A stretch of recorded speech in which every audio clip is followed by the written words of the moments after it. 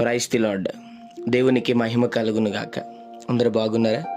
ఈ దినం దేవుని వాగ్దానం, దీవింపబడుదువు, నీవు పట్టణములో దీవించబడుదువు, పొలములో దీవించబడుదువు. ద్వితీయోపదేశకాండం 28వ అధ్యాయం 3వ వచనం. అవును, దేవుని దీవెన ఎప్పుడు మన కుటుంబాల మీద ఉంటుంది.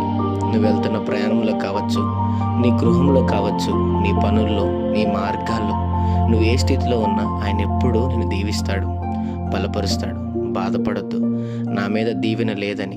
ఇదిగో ఈ దినాన నా ప్రభు అంటున్నాడు, నిత్యముగా నిన్ను అనేకులు ఎదుట గొప్పగా మహోన్నతంగా నా ప్రభు దీవించి ఆశీర్వదించునుగాక. చిన్న మాట ప్రార్థన. ప్రేమ కనికరము గల మా తండ్రి, నీకు వందనాలు.